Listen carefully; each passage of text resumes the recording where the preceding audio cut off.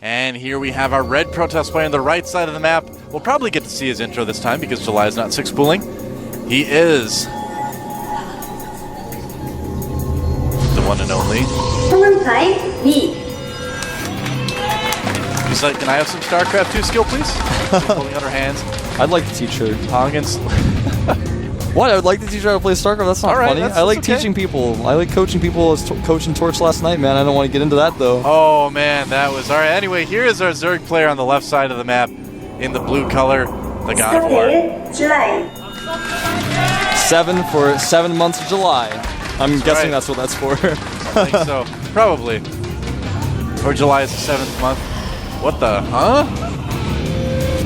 It's like... intense, man. I don't know. It's like the guy like from... Queen, but it's like a... It's like the guy from Dynasty Warriors riding a Zergling. Yeah. That's actually one of the only things that could make Dynasty Warriors cooler. Thank you. I love those games, man. Lu Bu has crossed the center bridge. I actually used to play that game sometimes, too. A game that's very similar to that I played was called Mystic Heroes. It's a very niche game.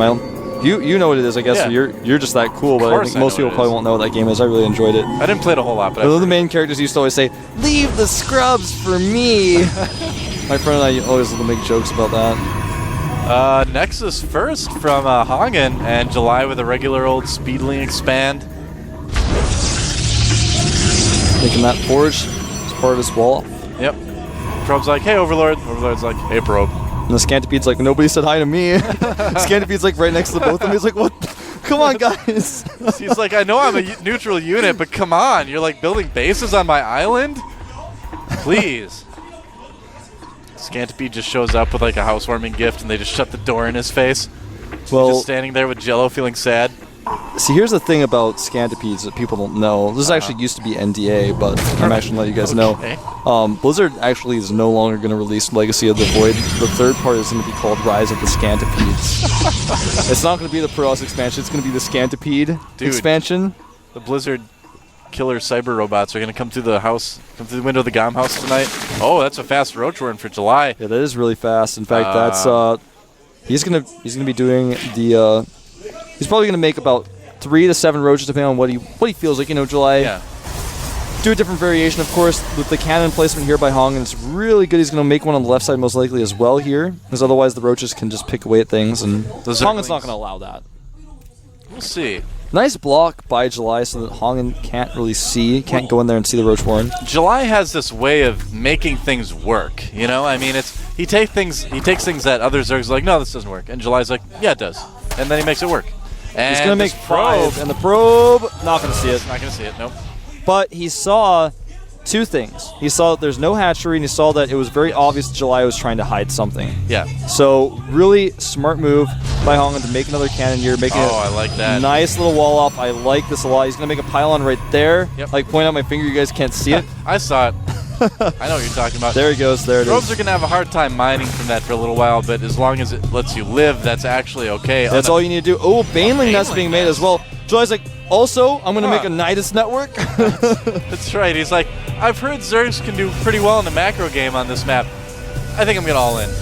Well, he did this against Genius, and it worked. Yeah, he didn't have roaches, though, in the Genius game. Yeah, this is very different than very different than when he did against Genius, but obviously similar mindset. It's the same spirit. Now, these roaches may be able to pick away at the Nexus, and in fact they will. Yeah, they actually can. They can shoot. Well, as soon as that one moves anyway, it can shoot at the Nexus without getting shot at by cannons. Yeah, this is very difficult for HongUn. He's going to Chrono Boost out his first Stalker. Probes are like, I want to try repairing the Nexus, so it didn't work. I'm just going to get more minerals. Now remember, though, even though July can kill this Nexus, the game doesn't end here if he kills a Nexus. Well, and Stargate being made, ooh. Well, that's the thing, is July still doesn't have a hatchery, so... But what July does have is a Baneling nest, and that Nexus will fall. Roaches. Yeah, once that's going to be a big hole in that wall. The Banelings are going to come right through it. Oh boy. Slow roaches against Stalkers can be kited, but with only one Stalker, it's very difficult to do so. Oh man, I think July's actually just about to win this game. He might, man. It's a miracle. Here come the Banelings. Oh! And he's not going to be able to wall it off in time. Look at that. July Zerg, the God of War. Wow. GG. Wow. And there you have it. There you have it, man. July just said, well, I don't want to play long games. I'm kind of busy tonight. It's like, why would I want to play a long game when I can just kill him immediately? Well, HongUn almost walled it off. If he had reacted faster, it would have been better. Do you guys remember a game? If you guys think back to a game or a series where HongUn fought against Fruit Dealer, I think it was Open Season 2, or maybe it was 3. Fruit Dealer did a crazy all-in. HongUn made like a maze of gateways like really quickly. Do you remember that? He was just making all these gateways. That's what he wanted to do. Game. But July's like, I'm not giving you time like Fruit Dealer. I'm just going to go for it now. Well, July's like, I heard this HongUn guy likes to all-in a lot. I better all-in faster so he can't do that. And it worked out. I don't know. I really enjoy watching games like that. It's kind of funny to me. If I were HongUn right now, I'd be having a long, quiet ride home on the subway. At the end of that game, when July was moving his base, I was hearing this Rocky theme. Go look it up. It's very frustrating to lose in such a way, but it's very unpredictable. Everything that July Zerg did was he knew that some sort of all-in was coming, but he can't be prepared for everything. He made the Stargate because he thought, okay, well, I can do a counterattack with this. If I lose my Nexus, that's okay. And, he made the Stalkers as well, but I don't know. It's tough to say what he could have done better. And here comes the God of War himself walking down, right there, getting cheers of the crowd. Yep. And July, I mean, that's the thing, is that he'll change things around just a little bit to make it work. He's like, well, I know HongUn's not going to be expecting Banelings after I roach rush him on one base, so I'm going to do that. Rightly so, he figured out that he could kill the Nexus without really taking any shots from where the cannons generally would be. And then once the Nexus is gone, it's a wide open spot for Lings, Banelings, and Roaches to run right in there. Yeah. So smart play by July Zerg, too, on that. Yeah, July just did everything very well with that. It was well executed. Yeah. He hit it, and then went Banelings on top of all of that. And I want to look back and see if he pulled drones out of his gas for a little while or not. I'm kind of curious to see. I don't think he did because he would need so much gas for that. It would literally be like the last thing that HongUn would expect would be the Baneling follow-up there. I wasn't expecting him to make Banelings after that because you don't see a lot of Zergs do that. Anyway, let's take a look at our match results for today. Of course, we did see... There they are. We saw I'm MVP 2-0ing Nestea. I'm still a little bit shocked about that. E.G. Huck taking down OGS Nada in probably what I would call our best series of the day. And then the next puzzle, losing to Slayers Ryung. That was also a great series. And HongUn Prime.we getting taken down by July Zerg in short order. A really exciting day of Code S all in all. And here, of course, is going to be our next Code S match. That's going to be on next Tuesday. Optimus Prime goes up against MVP Keen. I'm sorry, this is actually the round of 8. OGS Top up against MVP Genius. I'm MVP takes on E.G. Huck. Oh, that's going to be exciting. And Slayers Ryung versus Startail July. Really cool matches there. Huck is going to have to fight off Fatigue in a big way to come right back from MLG and go up against probably the best Terran in the world right now. I mean, keep in mind, man, taking out Nada was not easy, but taking out MVP might be even more difficult. Yeah, if Huck takes out MVP, that would be astounding. If Ryung takes out July, that would be astounding. If Keen takes out Optimus, that would be astounding. And if Top takes out Genius, that'd be, well, I don't know. You get the idea. Or if Genius takes out Top, it'd still be a fun match to watch, though. So that's our quarterfinals. I'm looking forward to that. Code S is really shaping up to be really exciting this season. Yeah, it really is. It's one of the best Code S seasons in recent memory that I can think of. Well, it's just that we've finally gotten to that point where there are no bad players left, and we're just we're just kind of in this point where every game ends up being a epic matchup. It's like every player has also developed this story, you know? Yeah, they have. Everyone kind of has a story in the GSL at this point. I mean, even players who have barely been in Code S, like Ryung, have a story because you had a story in the Team League and in Code A. So these stories are developing, and I'm just so excited, man. It's just developing very quickly and very, very well. Yeah, there's a lot of drama that's starting behind the scenes too, and definitely tweet at us about the Team League too. Yeah, because the Team League is a really awesome thing. Show your support to GOM TV. Go tweet at them at GOM TV. You can tweet at me drama. At FXO Wolf. You can tweet at him at Doa SC. Yep.